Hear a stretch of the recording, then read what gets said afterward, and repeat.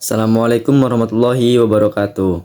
Halo teman-teman, perkenalkan nama saya Farid Sabil Haq dari kelas 3B jurusan Pendidikan Sejarah Universitas Sultan Ageng Tirtayasa.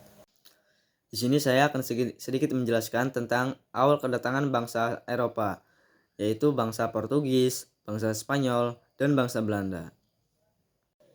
Nah, oke teman-teman. Jadi pada akhir abad ke-15, bangsa Eropa ini mulai melakukan penjelajahan samudera untuk mencari jalur perdagangan langsung ke Asia. Nah, terutama mereka mencari rempah-rempah yang sangat sulit ditemukan dan sangat mahal di sana, teman-teman. Rempah-rempah ini banyak ditemukan di wilayah timur, terutama di Indonesia, seperti di Kepulauan Maluku pada saat itu. Nah, teman-teman, jadi pada tahun 1498 ada seorang penjelajah yang bernama Vasco da Gama berhasil mencapai Kalikut, India. Setelah ia berhasil mengarungi ujung selatan Afrika, ini membuka mata bangsa Eropa bahwa ada jalur laut yang langsung menuju dunia rempah-rempah tanpa harus melewati jalur darat yang dikuasai oleh bangsa Arab dan Turki. Nah, dengan adanya penemuan rute baru ini, bangsa Portugal segera mengirimkan armada-armada besar untuk mengamankan dan menguasai pusat-pusat perdagangan penting. Namun, mereka juga tidak hanya berdagang, tetapi menyebarkan agama Katolik seperti Gospel, dan Glory.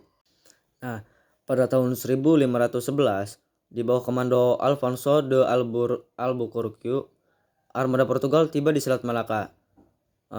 Malaka pada saat itu adalah salah satu pelabuhan terpenting di Asia Tenggara, pusat pertemuan perdagangan dari berbagai penjuru dunia. Nah, oke teman-teman, kali ini saya akan membahas tentang kedatangan bangsa Spanyol di Nusantara. Kedatangan bangsa Spanyol di Nusantara ini lebih merupakan bagian dari perjalanan global yang sangat ambisius. Kisah mereka ini dimulai dari misi yang dipimpin oleh penjelajah Portugis yang bernama Ferdinand Magellan yang berlayar untuk kerajaan Spanyol. Pada tahun 1519, armada Magellan berlayar ke arah barat melintasi Samudra Atlantik dengan tujuan untuk menemukan jalur baru ke pulau-pulau atau untuk mencari rempah-rempah. Perjalanan ini adalah bentuk persaingan ketat antara bangsa Spanyol dan bangsa Portugal untuk menguasai perdagangan rempah-rempah. Setelah mereka berlayar selama hampir 2 tahun, mereka akhirnya mencapai Filipina pada tahun 1521. Dan di Filipina, Magellan tewas dalam pertempuran melawan penduduk lokal yang dipimpin oleh Lapu-Lapu. Namun, sisa-sisa armadanya di bawah komando Juan Sebastian Elcano melanjutkan pelayaran dan berhasil tiba di Maluku pada November 1521. Mereka mendarat di Pulau Tidore yang merupakan rival dari Ternate yang sebelumnya tempat Portugis berkuasa. Namun, dengan adanya kehadiran bangsa Spanyol di Maluku ini yang akhirnya memicu konflik langsung dengan Portugis. Keduanya mengklaim bahwa wilayah tersebut berdasarkan perjanjian Tordesillas adalah sebuah kesepakatan yang membagi dunia menjadi 2 wilayah pengaruh bagi Spanyol dan Portugal.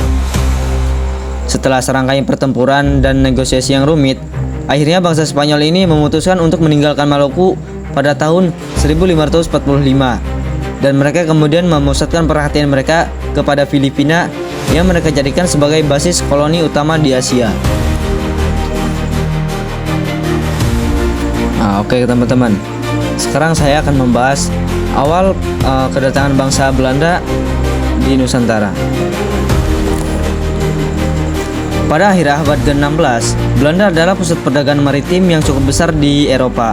Namun, mereka tidak bisa mendapatkan rempah-rempah secara langsung dari sumbernya, karena Portugis memonopoli jalur perdagangan utama ketika Portugis jatuh ke tangan Spanyol pada tahun 1580. Belanda yang saat itu sedang berperang melawan Spanyol untuk kemerdekaannya secara otomatis kehilangan akses ke pelabuhan, tempat di mana rempah-rempah itu didistribusikan. Nah, pelayaran pertama yang dilakukan oleh bangsa Belanda menuju Nusantara yang dipimpin oleh Cornelis de Houtman pada tahun 1595. Ekspedisi ini tidak berjalan mulus dan cukup merugikan mereka. Namun, mereka berhasil mencapai Banten dan mendapatkan sedikit rempah-rempah. Meskipun demikian, keberhasilan mereka menunjukkan bahwa jalur ke Asia dapat dijangkau tanpa harus melewati jalanan Portugis. Keberhasilan Houtman ini memicu gelombang ekspedisi lain, seperti pedagang-pedagang Belanda berlomba-lomba mengirimkan kapal-kapal mereka, yang menyebabkan persaingan internal yang merugikan bagi bangsa lain. Pemerintah Belanda mengambil langkah drastis dengan mendirikan VOC atau Perusahaan Hindia Timur Belanda pada tahun 1602. VOC ini diberikan hak yang cukup istimewa oleh pemerintah Belanda, yang dimana yang menjadikannya sebuah negara di dalam negara. VOC juga memiliki kekuatan untuk mencetak mata uang sendiri, membentuk tentara, membangun benteng-benteng, dan membuat perjanjian dan pernyataan perang atas nama Belanda.